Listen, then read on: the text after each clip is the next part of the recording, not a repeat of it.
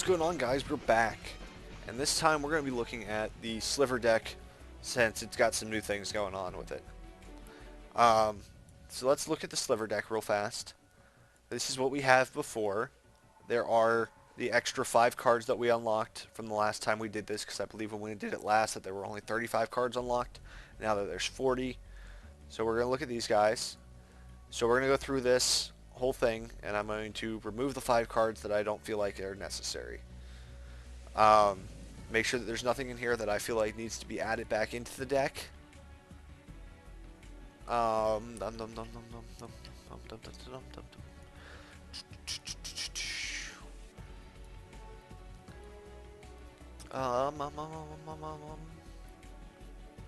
liking it so far. Okay, cool. So anyway, this is what we had before. Let's see what we would change. We got to remove 5 more cards from the deck. 24 lands seems like a good option for us. Let's see, what are the 5 cards that we're going to remove? I think we're going to remove the Sliver Constructs, because they're just vanilla slivers. They're more mana than they're worth. Shared animosity whenever a creature controls attacks gets +1/+0 for each other attacking creature of the same creature type. Just not good enough. Let's see. I don't like the indestructibility. I don't like the Faith Fetters. I also don't like the Coat of Arm, though. I also don't like the Furno. So, there's just 2 cards. What 2 cards do we want? Well, I went back and put the Thorncaster Slivers in here because the Thorncaster Slivers are actually somewhat decent. A little bit better than what I thought they were. So let's see. What are some options for us? We could grab the Cultivates. That would help us out a little bit. I like the Unflinching Courage to an extent, but there are a lot of very solid removal spells out now, so I don't know if that's the best option. I'm going to put the Blur Sliver back in there, because he's a 2/2 Sliver, and he gets some haste, and he does really good stuff for us. And then, how many Rampant Growths? There's 2 Rampant Growths and 2... Let's put the other Rampant Growth back in, I think. So that's the new deck for Slivers.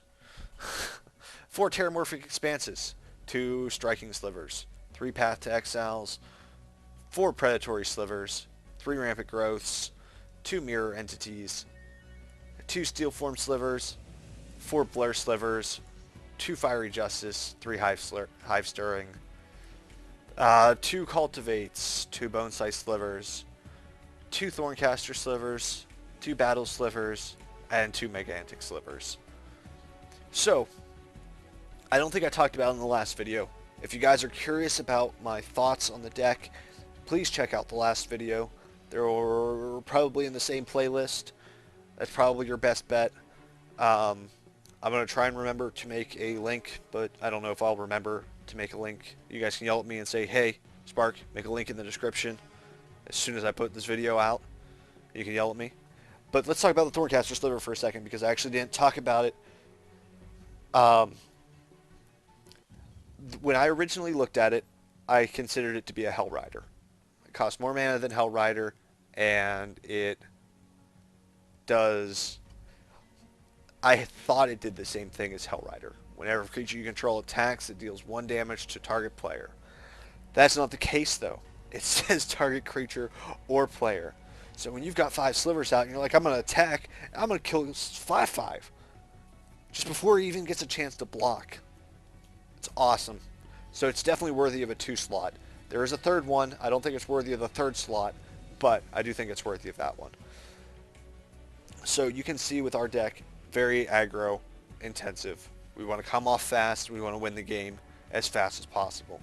Now, I don't think it's going to do good against Dodge and Burn, but you might be able to get out fast enough against Dodge and Burn and get your creatures pumped up enough. The only problem is once you lose 1 sliver, all your slivers are going to end up dying, which is why slivers are just not great. So, let's save the deck, go into our deck manager, and look at the next deck we want to look at. The Chant of Daya. So, again, I had it organized down to about 65 cards.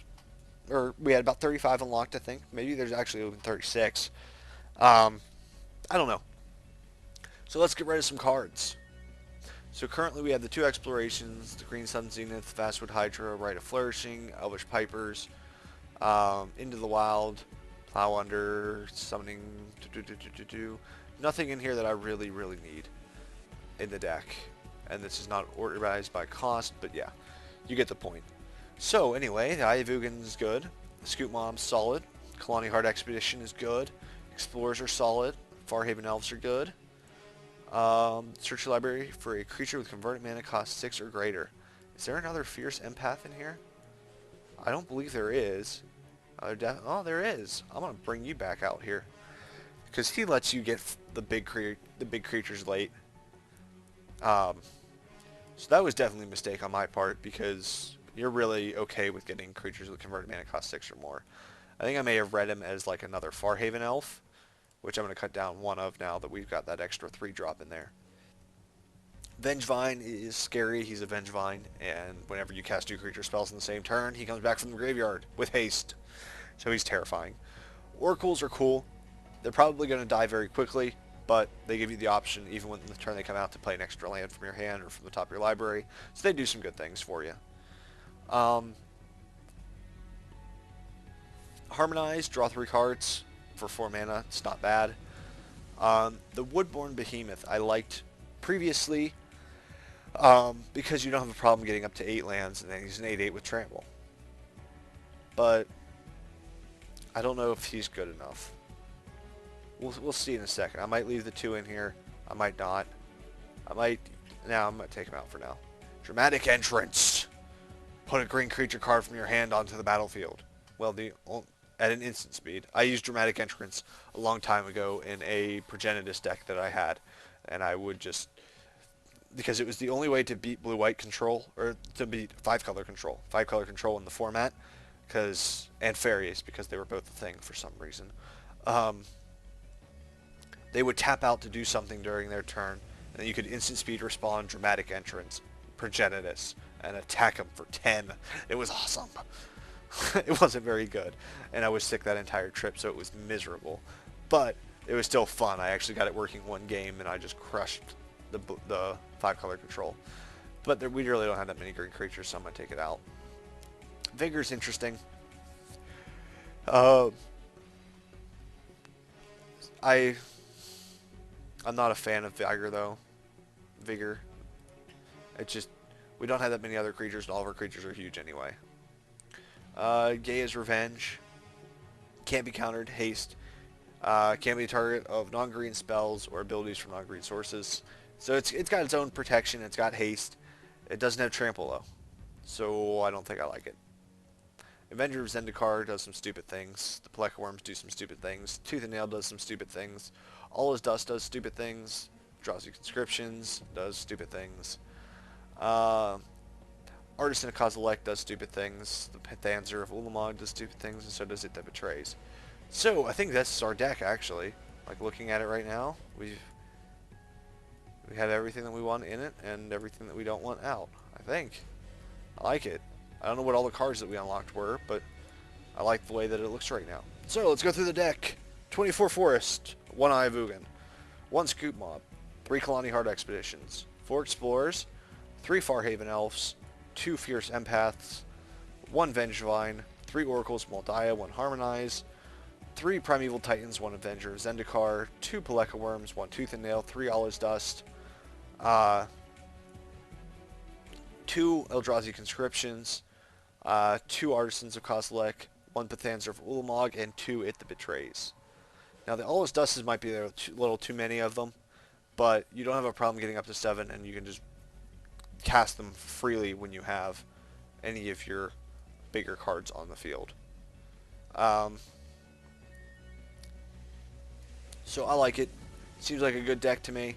Let me know what you guys think of this and the last one that we did, the Slivers. Let me know what changes you'd make.